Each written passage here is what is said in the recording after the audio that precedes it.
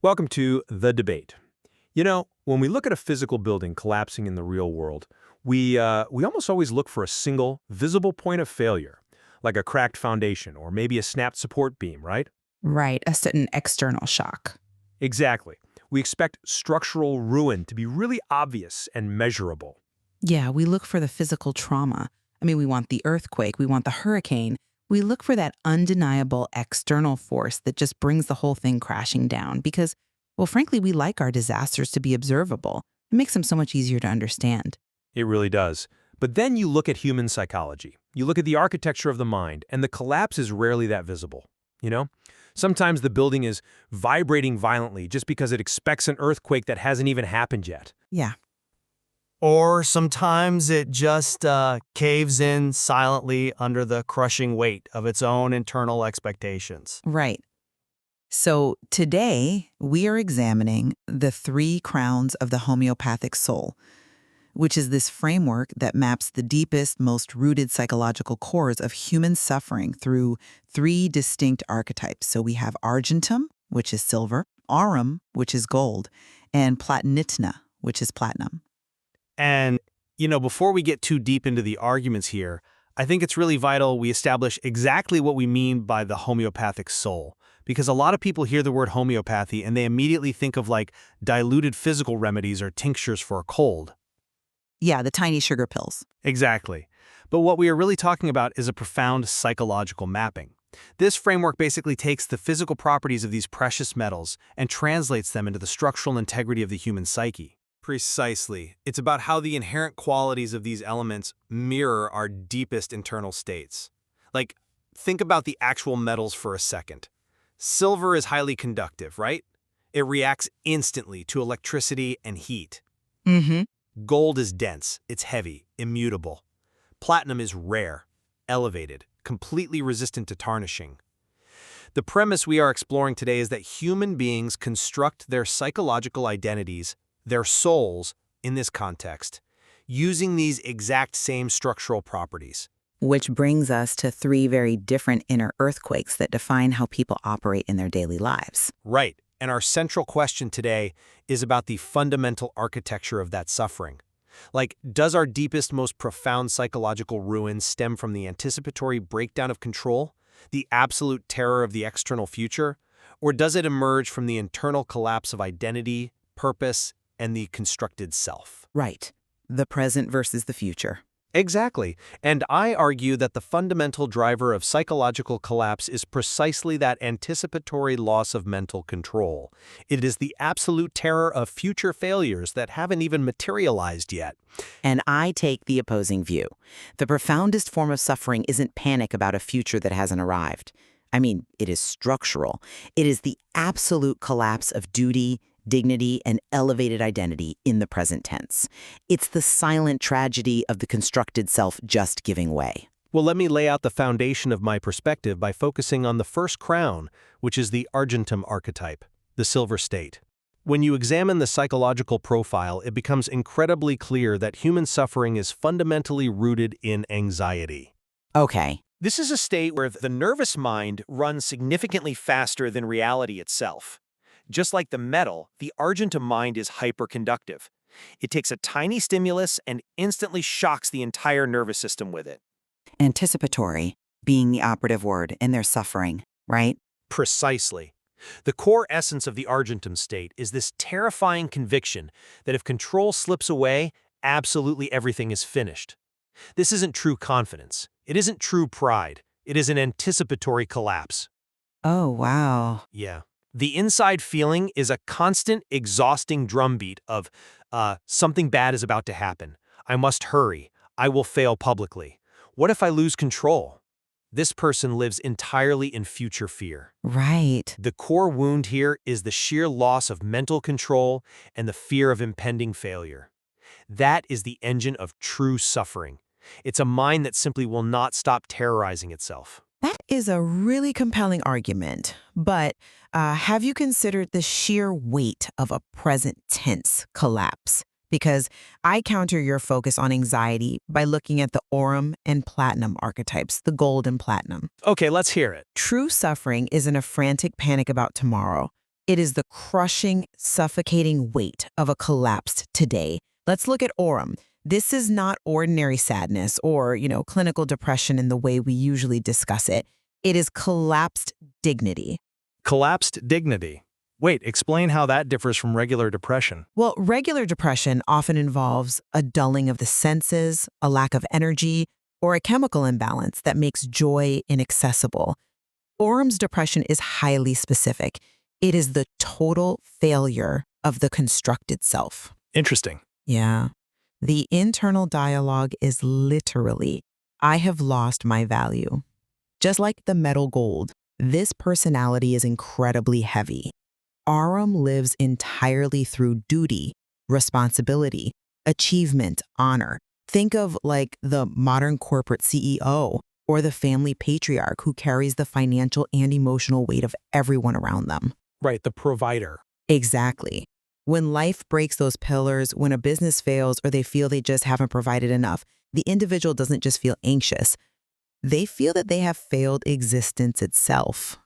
But isn't that failure just another form of losing control over one's life narrative?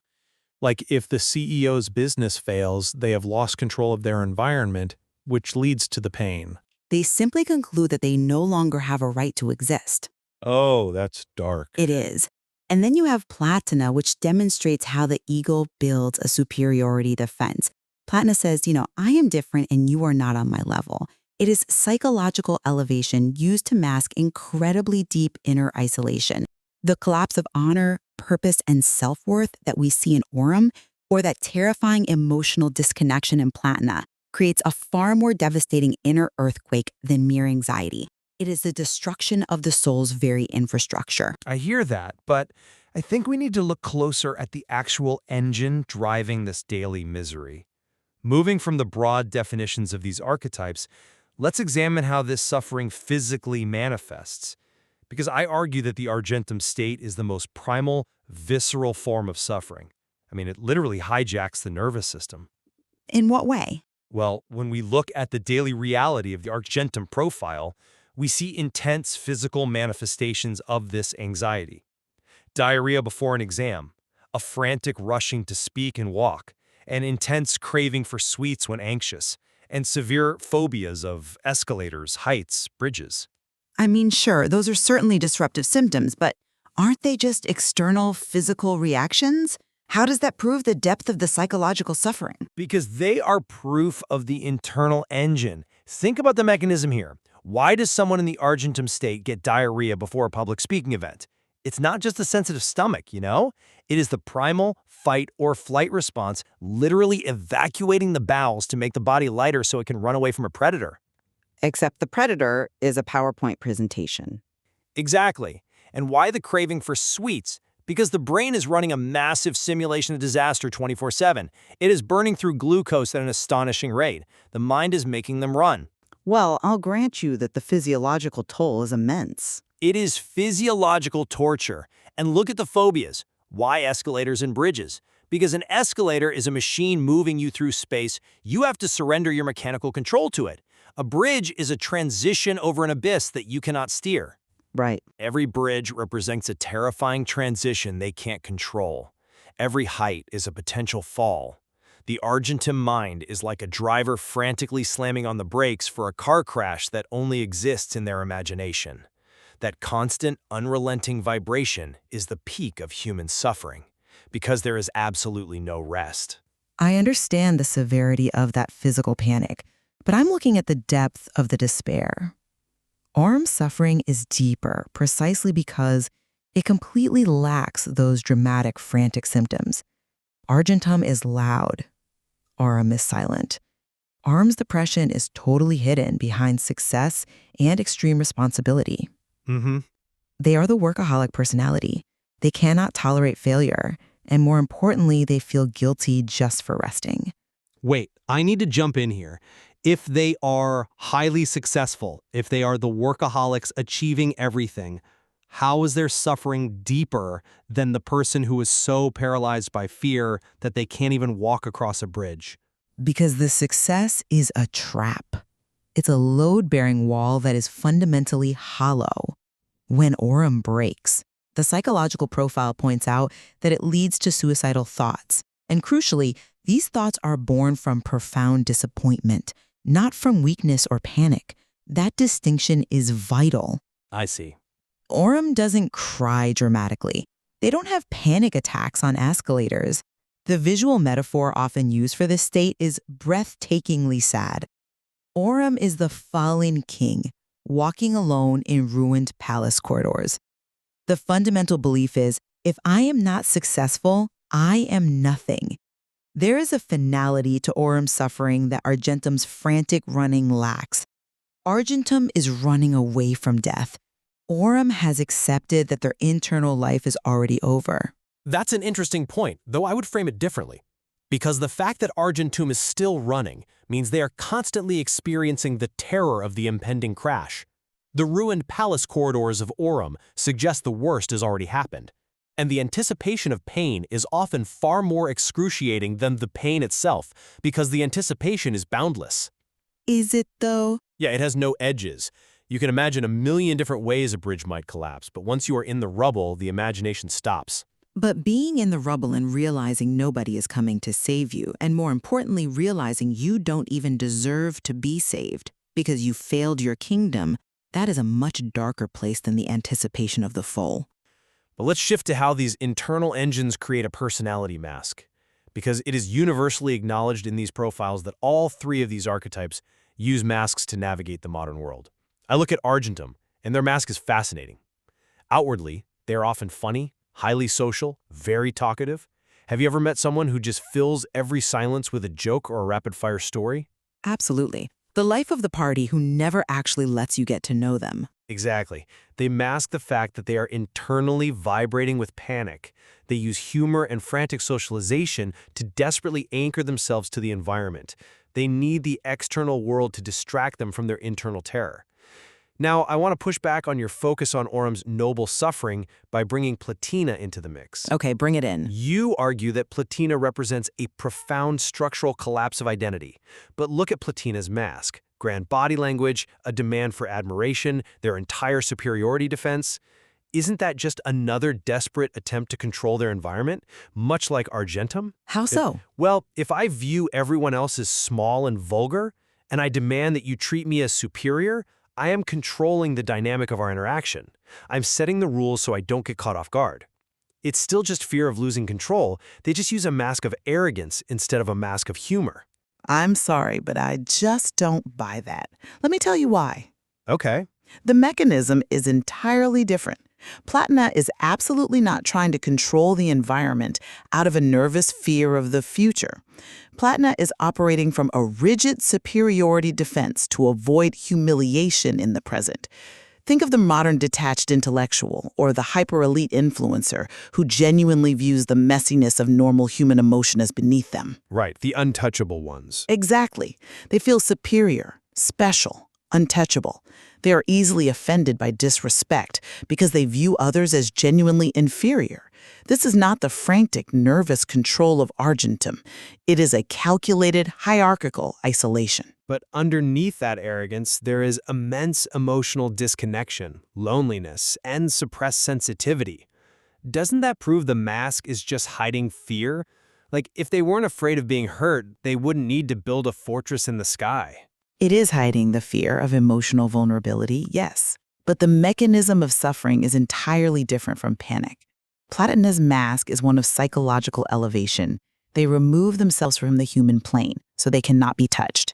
For Platina, even love becomes a hierarchy. They don't want a partner, they want an admirer. Wow. The visual here is the queen standing above the crowd, on a balcony, unable to emotionally descend. Argentum is in the crowd, panicking, trying to shake hands with everyone so they don't feel alone. Platina has built a fortress in the sky, locked the door, and swallowed the key. That inability to emotionally descend, the sheer rigidity of that isolation, is a much more profound psychological detachment from reality than someone who talks too fast because they're nervous about an interview. I see why you think that, but let me give you a different perspective. That very rigidity you describe in Platina and the dutiful isolation of Aurum actually highlights why Argentum's state is the rawest form of human suffering. It comes down to the impact on relationships and human connection. Argentum's relationship style reveals the true tragedy of the human condition, which is a desperate, unyielding need for reassurance. Because they cannot self-soothe? Right, and think about what that means conceptually. The Argentum mind never sits quietly, and they become intensely restless if ignored. It means Argentum is an active, bleeding wound that is constantly seeking connection to survive the fear. They reach out, they are profoundly attached to the world, which makes their terror of it so devastating. Right. They are trapped in a cycle of needing the very environment that terrifies them. If they fear the bridge, they need someone to hold their hand to cross it. That frantic reaching out, that total inability to generate internal security, represents a complete collapse. And I argue that shutting out the world entirely is a far more profound collapse than frantically reaching out to it. How so? If you've shut out the world, you don't feel the sting of it anymore. To function as a fully human entity, the isolation of Aurum and Platina represents the ultimate tragic architecture of the soul. Let's look at Aurum's relationship style first. They are fiercely loyal but incredibly emotionally burdened. They feel responsible for everyone. They're carrying the weight of the world, but they are doing it entirely alone. Yeah. There is no desperate reaching out for reassurance. An Aurum personality wouldn't dare burden someone else with their pain. They view it as their duty to suffer in silence so others don't have to. That is a prison of their own making. But they are still connected to people through that sense of duty. They care deeply about their responsibilities to their family, their company, their community. They care about the duty, yes, but they are completely disconnected from the emotional nourishment of those relationships. They are a provider, not a partner. And Platina is even more disconnected. Platina dominates emotionally. As I mentioned, they need worship far more than they need affection. When your core relationship dynamic is based on the internalized idea that, you simply cannot understand my level, you have effectively eliminated the possibility of true human connection. You're saying they've essentially sterilized their own emotional landscape. Precisely. Argentum might be a bleeding wound, but Platina has cauterized their wounds so completely that there is no feeling left at all. The death of the capacity to connect on an equal footing is the deepest ruin the human psyche can experience. If you're Argentum, you are at least still participating in the human race, even if you are terrified of it. If you are Platina, you have exiled yourself. I'm not convinced by that line of reasoning, because cauterizing a wound is a survival mechanism that actually works, at least structurally. Platina survives by elevating. Aurum survives by working and providing. They both establish an architecture that, however lonely, keeps the building standing for a very long time.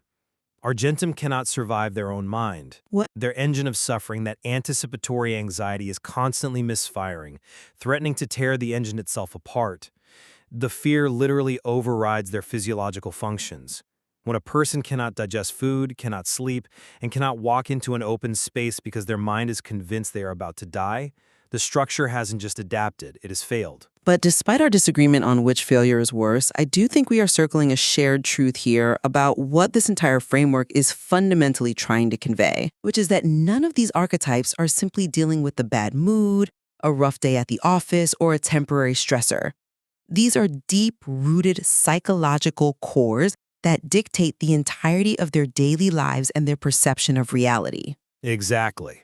So if I am to summarize my perspective based on our discussion, I maintain that the fundamental architecture of suffering is found in the Argentum state. It is the anticipatory loss of mental control. It is the man running toward future disasters that haven't even happened yet, vibrating with the physical fear of impending failure. That unrelenting anxiety, the sheer inability of the mind to ever sit quietly and just exist in the present moment, represents the most active and agonizing collapse of human peace. And to summarize my stance, I maintain that the true depths of the soul's pain are found in structural collapse. It is the silent, solitary depression of Aurum, the fallen ting, carrying massive invisible responsibilities, feeling that they have failed existence itself, and therefore no longer deserve to be here. Or it is the isolating wall of Platina, the superiority defense, that forces the queen to stand alone above the crowd, completely disconnected from human vulnerability. The loss of worth and the terror of humiliation create an inner earthquake that fundamentally breaks the identity. I believe that is far worse than the fear of a future event. We may disagree on which form of suffering represents the absolute bottom, but there is a profound point of convergence here. The foundational premise of the homeopathic soul is that we cannot treat human suffering by looking only at the superficial symptoms. That is the crucial insight. Whether you are looking at someone experiencing severe stomach distress before an exam, a highly successful workaholic silently enduring a hollow depression, or someone with grand body language demanding admiration from their peers, none of those behaviors are the actual problem. Right. They are just the visible cracks in the drywall. The true value of this framework is that it forces us to look past the superficial expressions of distress and examine the invisible, load-bearing walls of the psyche. It really makes you reflect on the value of considering these multiple perspectives. Understanding the underlying mechanisms, whether someone is running toward imagined future disasters, carrying massive invisible responsibilities, or standing isolated and defensive above a crowd, can deeply inform our understanding of our own psychological cores. It gives us a new vocabulary to decode our own behaviors and the behaviors of the people we love. It absolutely does. Because let's be honest, we all employ these masks to some degree, depending on the situation. We all have elements of Argentum's anticipatory panic when we face the unknown. We all feel the crushing duty of Aurum when we take on too much responsibility. And we all use the defensive pride of Platina when we feel insecure and want to distance ourselves from criticism. Recognizing which crown we wear when we are under pressure is the first step toward dismantling the suffering. Well said. This has been an incredible exploration of the architecture of the mind, and there is certainly much more to uncover in this material regarding the complexities of the human condition. We leave it to you, the listener, to form your own conclusion. When you feel the ground shaking beneath you, ask yourself, is the threat truly